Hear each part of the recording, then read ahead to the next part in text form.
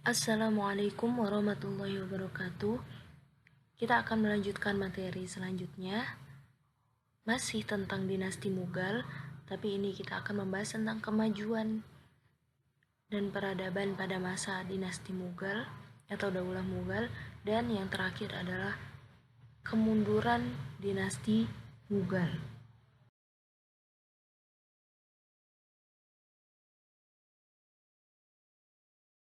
Kemajuan peradaban Islam pada masa dinasti Mughal atau Daulah Mughal ini meliputi bidang politik dan administrasi pemerintah, kemudian bidang ekonomi, bidang agama, bidang seni dan budaya. Bidang politik dan administrasi pemerintahan menjalankan roda pemerintahan secara pemerintahan militeristik. Sistem pemerintahan militeristik ini lebih dikenal pada masa itu saat kepemimpinan Jalaluddin Akbar, sangat pesat pada saat itu karena pada masa pemimpinan Sultan yang satu dan kedua di situ masih mengatasi banyaknya pemberontakan yang terjadi atas berdirinya Daulah Mughal. Nah, sistem pemerintahan militeristik ini bisa dikatakan Sultan adalah penguasa diktator, dan pemerintahan daerah dipegang oleh seorang sipah salar yang artinya kepala komandan, kemudian subdistrik dipegang oleh faujidar yang artinya komandan, jabatan-jabatan sipil juga diberi jenjang kepangkatan yang bercorak kemiliteran. Pejabat-pejabat itu diharuskan mengikuti latihan kemiliteran. Sama halnya kalau sekarang dalam bidang kemiliteran kan memang ada pangkat-pangkatnya juga. Kemudian Akbar menerapkan politik toleransi atau sulahul yang artinya adalah universal atau toleransi universal. Dengan politik ini semua rakyat India dipandang sama. Mereka tidak dibedakan karena perbedaan etnis dan agama. Politik ini dinilai sebagai model toleransi yang pernah dipraktikkan oleh penguasa Islam. Pada masa Akbar terbentuk landasan institusional dan geografis bagi kekuatan imperiumnya yang dijalankan oleh elit militer dan politik yang pada umumnya terdiri dari pembesar-pembesar Afgan, Iran, Turki, dan Muslim asli India. Karena yang kita tahu memang di India pada saat itu sebelum Islam masuk, India ini kan mayoritas Hindu yang mereka itu ada kasta-kastanya tersendiri, ya kan? Kasta dalam Hindu itu kan ada 4, ada kasta tertinggi, kemudian sedang, sampai akhirnya yang terendah. Nah, kemudian politik toleransi yang dilakukan oleh Akbar itu juga menarik simpati dari kalangan-kalangan bawah hingga akhirnya banyak juga yang memeluk agama Islam karena dari Islam sendiri tidak ada atau tidak membedakan perbedaan dari segi ekonomi atau dari segi etnis dan agama.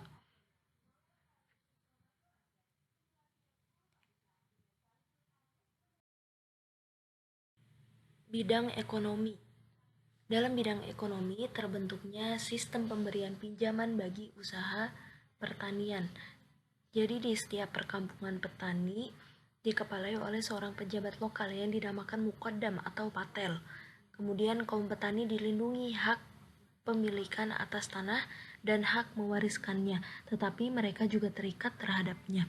Perdagangan dan pengolahan industri pertanian juga mulai berkembang, dan pada masa Akbar konsesi perdagangan, konsesi itu kayak dapat surat izin gitu, diberikan kepada The British East India Company atau EEC, yaitu perusahaan Inggris India Timur, untuk menjalankan usaha perdagangan di India sejak tahun 1600 Masehi.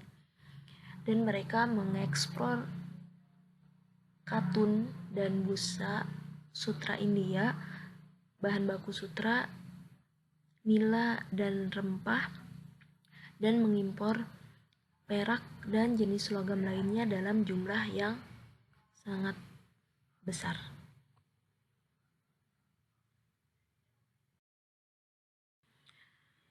bidang agama. Pada masa pemerintahan Akbar, ia memproklamasikan sebuah cara baru dalam beragama, yaitu konsep din ilahi. Pada prakteknya, din ilahi bukan sebuah ajaran tentang agama Islam, namun konsepsi itu merupakan upaya mempersatukan umat-umat beragama di India. Jadi sebelumnya juga sudah pernah dibahas, din ilahi ini ajaran yang dibuat oleh Jalaluddin Akbar. Jadi din ilahi ini sebuah konsep yang pada saat itu dibentuk oleh Jalaluddin Akbar untuk mempersatukan agama-agama yang ada di India. Tetapi bisa dikatakan dalam bidang agama ini bukan kemajuan yang memang bagus dalam Islam, tapi malah kemajuan yang memang malah menjelekkan atau penyimpangan dalam hal beragama begitu. Konsep din ilahi ini ada beberapa poin yang memang dianggap menyimpang dan dianggap asing karena tidak lazim dilakukan oleh muslim pada umumnya dan menyalahi syariat Islam. Yang pertama, jadi setiap sesama pengikut din ilahi yang bertemu, jadi kalau misalnya salah satu orang mengucapkan salam, salamnya itu bukan assalamualaikum, tapi salamnya itu Allahu Akbar. Nah, sementara itu yang balas salam, yaitu balasnya atau menjawab Jalla Jallaluhu, yang artinya adalah maha luhur dia gitu. Terus kemudian sholat, puasa, haji itu tidak wajib. Kemudian belajar bahasa Arab, agama, fikih, tafsir, hadis, atau ilmu keagamaan lain itu juga dianggap tidak baik. Kemudian Jalaluddin Akbar juga menolak mempercayai tentang Isra Mi'raj yang dilakukan oleh Nabi Muhammad. Kemudian khitan juga nggak wajib. Kemudian syahadat dari pengikut din ilahi ini juga berubah. Syahadatnya menjadi La ilaha illallah Allah Akbar Khalifatullah, yang artinya tidak ada Tuhan selain Allah dan Akbar adalah Khalifah Allah. Kemudian di masjid kerajaan juga tidak boleh ada azan dan masih banyak lagi beberapa poin yang lain tentang din ilahi ini, yang sampai pada saat itu terjadi pertentangan dari umat Islam sendiri. Ya jelas para ulama ini semua menentang tentang ajaran din ilahi ini. Tapi pada saat itu karena menurut Jalaluddin Akbar, din ilahi ini yang dilakukan adalah untuk mempersatukan para agama-agama yang ada di India. Oleh karena itu, pengikutnya juga cukup banyak dari kalangan umat Islam juga. Jadi seperti itu. Jadi untuk dalam hal bidang agama ini mungkin kemajuan yang dilakukan oleh Jalaluddin Akbar, tetapi kemajuan ini bagi umat Islam malah bukan suatu kemajuan, malah ini adalah kemerosotan dalam hal keagamaan gitu. Jadi perbedaan kasta di India membawa keuntungan terhadap pengembangan Islam. Seperti pada daerah Bengal, Islam langsung disambut oleh tangan terbuka oleh penduduk, terutama dari kasta rendah yang merasa disia-siakan dan dikutuk oleh golongan Arya Hindu yang agung. Dalam bidang seni dan budaya, ini munculnya beberapa karya sastra tinggi seperti Padmavat yang mengandung pesan kebajikan manusia gubahan Muhammad Jayazi, seorang penyair istana. Kemudian ada Abu Fath menulis Akbarnameh dan Aini Akbari yang berisi sejarah Mughal dan pemimpin-pemimpinnya. Dan Daulah Mughal termasuk sukses dalam bidang arsitektur yang pada saat itu sangat terkenal, yaitu ada Taj Mahal di Agra, kemudian Istana Fatpur Sikri peninggalan Akbar, ada lagi Masjid Raya Delhi di Lahore.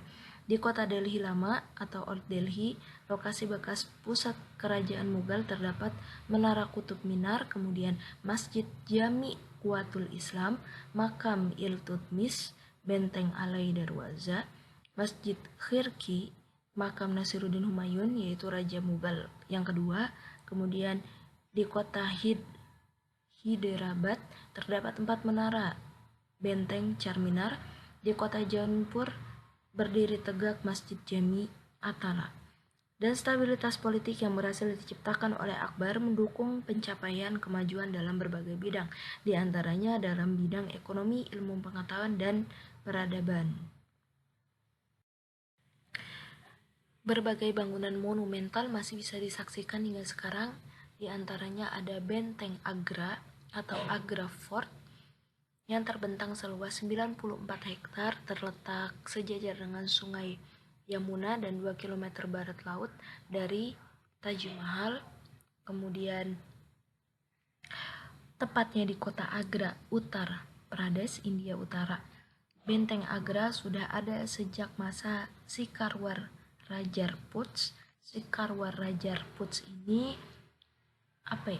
sebuah marga gitu, marga orang India, yang orang India bagian India Timur dan Utara. Namun setelah jatuh ke tangan dinasti Mughal, Jalaluddin Akbar melakukan renovasi besar-besaran benteng Benteng Agra ini. Butuh lebih dari 4.000 pekerja dan 8 tahun masa penyelesaiannya. Kota Agra pun dijadikan sebagai ibu kota kerajaan Mughal dan menjadikan benteng ini sebagai kediaman utama Sultan-Sultan Daulah Mughal sampai tahun 1638. Yang kedua, itu ada Benteng Merah atau Red Fort. Benteng Merah merupakan kediaman utama dari penguasa dari Daulah Mughal selama hampir 200 tahun sampai tahun 1856. Sultan Syekh Jihan menugaskan pembangunan Benteng Merah pada tanggal 12 Mei 1639 ketika ia memutuskan untuk memindahkan ibu kotanya dari Agra ke Delhi. Pada saat itu yang memindahkan ke Agra itu Jalaluddin Akbar. Kemudian dari Agra dipindahkan lagi ke Delhi oleh Syekh Jihan. Yang ketiga yaitu Taj Mahal. Mungkin gak asing bagi kalian mendengar kata Taj Mahal. Istana dari marmer putih gading yang terletak di tepi selatan Sungai Yamuna, itu dekat Benteng Agra ya. Terletak di Agra jelas. Agra India ini sebenarnya adalah makam dari Mumtaz Mahal, istri kesayangan dari Syekh Jihan. Jadi yang membangun Taj Mahal itu adalah Syekh Jihan. Dibangun dari tahun 1632 sampai 1653 Masehi. Taj Mahal dianggap sebagai contoh terbaik arsitektur Mughal dan simbol sejarah kekayaan India. Kemudian yang keempat adalah Masjid Jama, merupakan salah satu masjid terbesar di India. Masjid ini dibangun oleh Sultan Mughal Syekh Jihan juga antara 1644 Masehi dan 1656 Masehi. Masjid ini menjadi masjid kerajaan sampai akhir periode dinasti Mughal. Masjid ini juga salah satu masjid terbesar di India. Halaman Masjid Jami mampu menampung lebih dari 25.000 jemaah. Melihat kemegahan bangunan-bangunan tersebut, nggak heran kalau pada saat itu Daulah Mughal disebut sebagai salah satu daulah yang berjaya di abad ke-17. Makanya ini Daulah Mughal juga salah satu daulah yang kita bahas.